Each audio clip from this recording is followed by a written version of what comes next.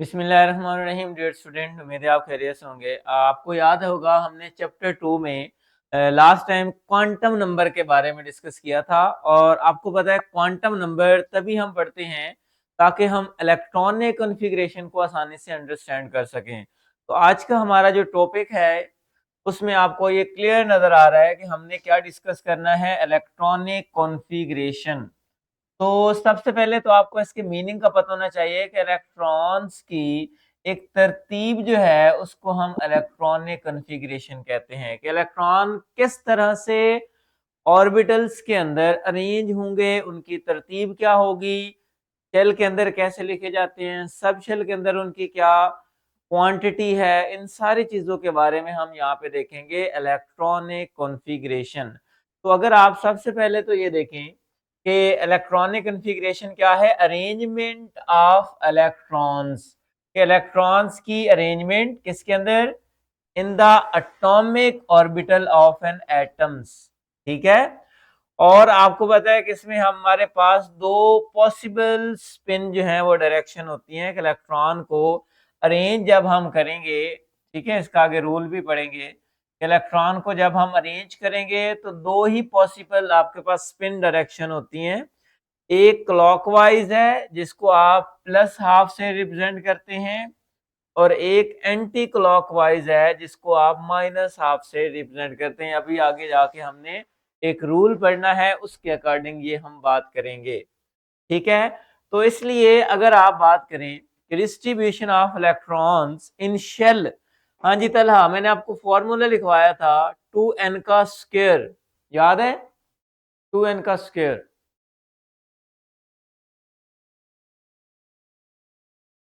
हाँ जी, mic unmute कर लें कि 2n का स्क्वायर जो है आपको फॉर्मूला मैंने बताया था, याद है कि नहीं?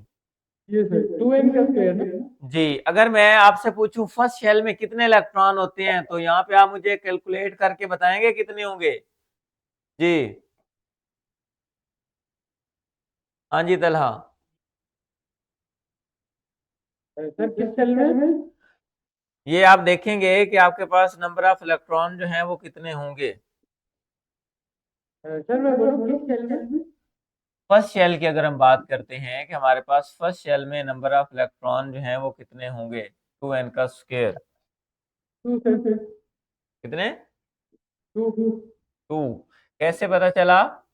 2n का स्क्वायर अगर हमने करना है तो आप बताएं कैसे पता चला कि 2 इलेक्ट्रॉन होते हैं? तो आपने कहा कि हम यहाँ पे एक इलेक्ट्रॉन मतलब 2 और 1 का स्क्वायर क्या होता है? जी, 1। 1 ही होता है तो 2। चलें सेकंड इलेक्ट्रॉन, सेकंड शेल में कितने इलेक्ट्रॉन होंगे? 8 सर।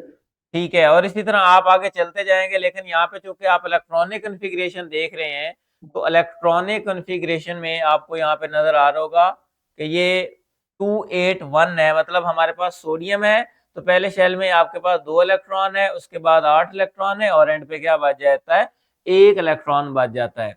तो ये बेसिकली आपको बताने का ये मकसद कि किसी भी शेल के अंदर इलेक्ट्रॉन मैक्सिमम कितने होते हैं, और फिर हम उसको इलेक्ट्रॉन किस तरह से फिल करते हैं according to their atomic number. ठीक है। तो हम यहाँ पे रूल स्टार्ट करने लगे हैं जिसमें हमारा फर्स्ट रूल हमारे पास क्या है? जी तलहा, फर्स्ट रूल अगर आप देखें तो फर्स्ट रूल हमारे पास है ऑफ प्रिंसिपल। ये रूल बहुत इंपॉर्टेंट है जब आप इलेक्ट्रॉनिक कॉन्फ़िगरेशन की बात करते हैं। तो अगर आप सबसे पहले देखें ऑफ प्रिंसिपल, इसको आप दूसरा नाम देते हैं बिल्डिंग अप प्रिंसिपल। अच्छा, बिल्डिंग अप प्रिंसिपल क्यों कहते हैं? ये इसका जो मेन रोल है कि बिल्डिंग अप प्रिंसिपल की मेन रीजन क्या है, क्योंकि जब भी आप इलेक्ट्रॉन फिल करेंगे, हम एक ना इन रूल्स को थोड़ा सा पढ़ने के बाद एक सिमुलेशन देखेंगे, और उसमें आप देखेंगे कि जब भी आप इलेक्ट्रॉन फिल करते हैं उनकी तरतीब कुछ इस तरह से होती है कि लोअर से हायर की एनर्जी जैसे जैसे इंक्रीज हो रही है, या आप देख रहे हैं increasing order of their energy value. कि जब भी आप इलेक्ट्रॉन फिल करेंगे, ये आपने याद रखना है, और एंड पे हम जब सिमुलेशन देखेंगे ना, इन्हीं रूल्स को दोबारा आप देखेंगे कि लोअर से हायर ऑर्बिटल की तरफ हम इलेक्ट्रॉन फिल करते हैं। इसका मतलब अगर 1s है और 2s है तो तलहा बताएं पहले इलेक्ट्रॉन किस में आएगा? 1s और 2s में अगर हम देखें तो फर्स्ट पहले इलेक्ट्रॉन किस में आएगा, 1s में या 2s में? जी, 1s में सर। 1s में आएगा। गुड। तो इसी तरह आपके इस रूल में जस्ट यही याद रखना है कि आपके पास जो दो क्वांटम नंबर हैं, एक आपने पढ़ा था प्रिंसिपल क्वांटम नंबर और एक आपने पढ़ा था एजीम्यूथल क्वांटम नंबर, है दोनों का सम क्या कहलाता है? n plus L rule. ये याद रखना है, n plus L rule. n यहाँ पे आपको प्रिंसिपल क्वांटम नंबर के बारे में बताएगा और l यहाँ पे एजीम्यूथल क्वांटम नंबर के बारे में बताएगा। मैं आपके सामने एक एग्जांपल लिखता हूँ, जैसे ये देखें 2s है, तो n की यहाँ पे वैल्यू क्या है? तो आप कहते हैं 2 है। तो तलहा मुझे बताएंगे कि l की वैल्यू s के लिए क्या थी? जी, ये आप पिछले लेक्चर में पढ़ के आए हैं कि l की वैल्यू जब 0 होती है तो कौन सा ऑर्बिटल होता है? तो 1, और अगर 1 हो तो 2। नहीं, वो तो ठीक है, लेकिन ऑर्बिटल का नाम भी बताएं साथ, कि अगर l की वैल्यू 0 हो तो कौन सा ऑर्बिटल होता है? s ऑर्बिटल होता है। हाँ, ये जरूर याद रखना है कि आपके पास l की वैल्यू अगर 0 है तो s ऑर्बिटल, l की वैल्यू तो s ऑर्बिटल के लिए l की वैल्यू क्या है? 0। क्या है? 0। तो आप मुझे बताएं कि इनका सम यानी कि 2s में n प्लस एल की वैल्यू आप कैसे कैलकुलेट करेंगे?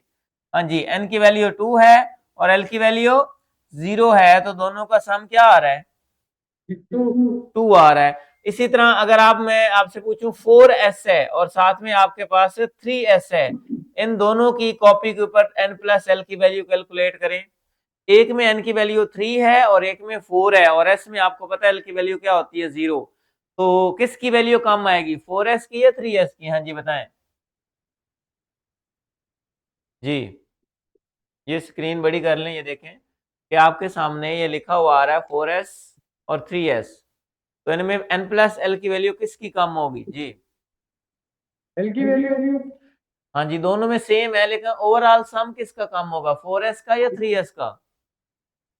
3s का सर। हाँ जी, 3s का होगा। तो यही आपके पास क्या है, ऑफ प्रिंसिपल, कि इसके मुताबिक आप n प्लस एल वैल्यू देखते हैं, जिसमें n प्लस एल वैल्यू कम आए पहले इलेक्ट्रॉन उसमें आएगा। ये आपके सामने एक और एग्जांपल है कि lower the s value lower the energy is field first, के मतलब जितनी एनर्जी कम होगी, अगर आपके पास दो सब शेल हैं और उनकी एनर्जी सेम है तो फिर हम क्या देखते हैं कि उनमें n की वैल्यू देखते हैं, जैसा कि 4s और 3d। मैं आपके सामने इन दोनों की वैल्यू कैलकुलेट करता हूँ, 4 प्लस 0, तो ये आपके पास आंसर आएगा 4। इधर 3 प्लस डी के लिए एल की वैल्यू 2 होती है, तो आंसर है 5। तो इस तरह से आपको पता है कि जिसमें n प्लस एल की वैल्यू कम होगी, इलेक्ट्रॉन पहले उसमें आएगा। तो तलहा बताएं, पहले इलेक्ट्रॉन s में आएगा या d में आएगा? यहाँ पे आपके पास ये जो इलेक्ट्रॉनिक कन्फिग्रेशन मैंने लिखी है 3d और 4s, एक की वैल्यू 4 आ रही है, हाँ जी गुड, तो एक की वैल्यू डी आपके पास 5 आ रही है। तो ये इस तरह से आप देख सकते हैं, आपके सामने ये एक डायग्राम नजर आ रही है, ये आप बुक से भी देख सकते हैं कि 1s में पहले इलेक्ट्रॉन, फिर 2s में, 2s के बाद 3p में, फिर 3s में, ठीक है। ये इस तरह से इनकी ये तरतीब देखें चल रही है, तो आपने इसी के अकॉर्डिंग इलेक्ट्रॉन फिल करने होते हैं। ये देखें कि आपके पास 1s 2s 2p 3s 3p 4s, तो जब भी आप इलेक्ट्रॉन फिल करें आपने इस ऑर्डर को याद रखना है, ठीक है। तो आपके सामने मैं यहाँ पे एक इलेक्ट्रॉनिक कॉन्फ़िगरेशन लिखता भी हूँ। सोडियम एटॉमिक नंबर क्या होता है? 11। पहले शेल 1s में कितने इलेक्ट्रॉन आएंगे? 2। 2s में कितने आएंगे? 2। और p में मैक्सिमम 6 इलेक्ट्रॉन होते हैं। तो अब देखें 2p के बाद अगर आप देखें तो किस में इलेक्ट्रॉन अब जाएंगे, ये चीज बताएं जरा। 3s में, ठीक है। तो यही आपके, और कितने इलेक्ट्रॉन जाएंगे ये भी बताएं, टोटल कितने हो गए? एक जाएगा, गुड, ठीक है। तो इस तरह से आप किसी भी एलिमेंट की इलेक्ट्रॉनिक कॉन्फ़िगरेशन यहाँ पे लिख सकते हैं, ठीक है। चलें, नेक्स्ट हमारा जो रूल है that's very important, that is a poly exclusion principle. इसमें सिर्फ एक चीज याद रखनी, ऑलरेडी आपको पता है कि जब भी इलेक्ट्रॉन फिल करें उनका स्पिन एक जैसा नहीं होना चाहिए, मतलब ऑपोजिट स्पिन में होने चाहिए, कि बिल्कुल एक स्पिन में अगर आप फिल करेंगे तो आपकी इलेक्ट्रॉनिक कन्फिग्रेशन रॉन्ग कंसीडर की जाएगी। तो ये आपके सामने देखें 1s में दो इलेक्ट्रॉन आपको नजर आ रहे हैं, दोनों इलेक्ट्रॉन में देखें तो एक क्लॉकवाइज, ठीक है, और एक एंटी क्लॉकवाइज, मतलब जस्ट लाइक दिस, ठीक है। ऐसे भी लिख सकते हैं या एरो इस तरह पूरा भी लगा सकते हैं, ठीक है, तो ये आपके पास, अच्छा अगर आप 1s में बात करें तो यहाँ पे n की वैल्यू क्या होती है 1s में? तला अभी आप पढ़ के आए हैं, n की वैल्यू 1 होगी जी, और s की वैल्यू l की वैल्यू क्या होगी s के लिए? 0 होगी। आपको यह भी पता होना चाहिए। इसी तरह दूसरे इलेक्ट्रॉन की बात करें तो दूसरे में भी n की वैल्यू क्या है? 1 ही है, और l की वैल्यू 0। तो इसका क्या मतलब है कि दोनों इलेक्ट्रॉन में l m n इनकी वैल्यू अगर सेम हो, लेकिन उनकी जो स्पिन है वो क्या होती है? अपोजिट होती है। एक क्लॉकवाइज होता है और एक एंटी क्लॉकवाइज होता है, लेकिन उसकी बाकी तीनों वैल्यू m n और n l जो है वो क्या होगी? 0 होगी या सेम होगी, जो भी वैल्यू आएगी, लेकिन इनकी डायरेक्शन, इनकी स्पिन क्या होगी? ऑपोजिट होगी।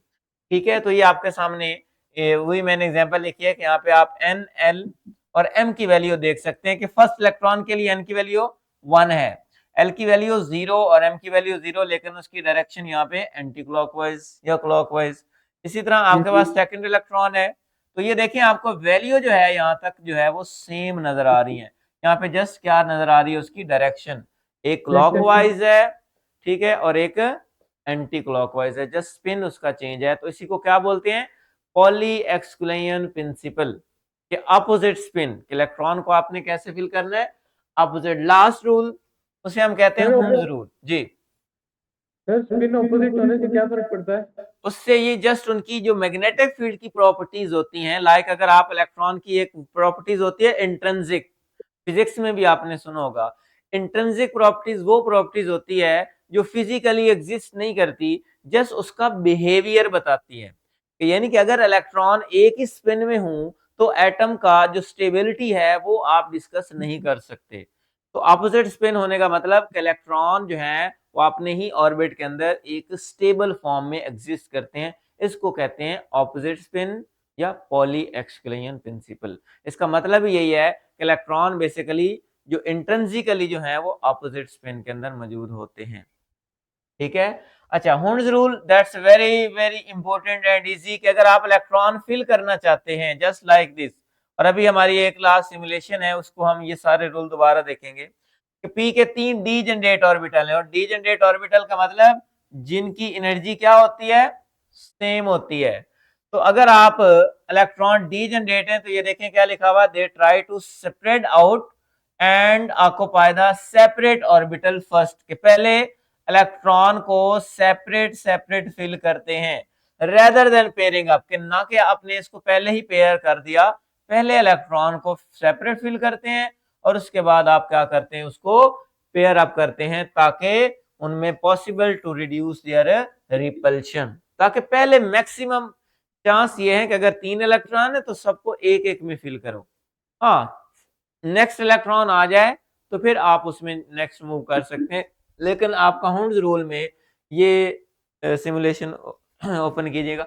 हुंस रूल में क्या होता है कि जब भी आपके पास इलेक्ट्रॉन की डिस्ट्रीब्यूशन होती है ना, तो बेसिकली आपके पास अगर 3 डीजेनरेट ऑर्बिटल हैं, 5 डीजेनरेट ऑर्बिटल हैं, क्या आपके पास 10 डीजेनरेट ऑर्बिटल हैं, जितने भी डीजेनरेट ऑर्बिटल होंगे ना, उनके जो अंदर इलेक्ट्रॉन होंगे ना, अगर आप उसको फिल करना चाहते हैं तो पहले एक एक इलेक्ट्रॉन फिल होगा, फिर अगर एक्स्ट्रा इलेक्ट्रॉन आपके पास बच जाता है तो उसके बाद हम उसको इलेक्ट्रॉन को फिल करेंगे। ठीक है, तो हुंस रूल में यही एक मेन इंपॉर्टेंट पॉइंट है कि जब भी आप इलेक्ट्रॉन को डिस्ट्रीब्यूट करेंगे तो उनकी जो डिस्ट्रीब्यूशन है वो आपके सामने कुछ इस तरह से होगी, जस्ट लाइक दिस, कि ये अगर आपको नजर आ रही होगी कि ये नाइट्रोजन है, नाइट्रोजन में पहले देखें 1s2, 2s2 और 2p में एक एक इलेक्ट्रॉन है, तो ये करेक्ट इलेक्ट्रॉनिक कॉन्फ़िगरेशन है। लेकिन आप इसी को अगर ऐसे लिख दें कि इन दो इलेक्ट्रॉन को जो है वो पेयर अप कर दें और ये खाली छोड़ दें, तो ये आपके पास इनकरेक्ट कॉन्फ़िगरेशन है। तो ये आपके पास कॉन्फ़िगरेशन जो है इसको आपने जरूर देखना है जी। हाँ जी तलहा, ये नजर आई है?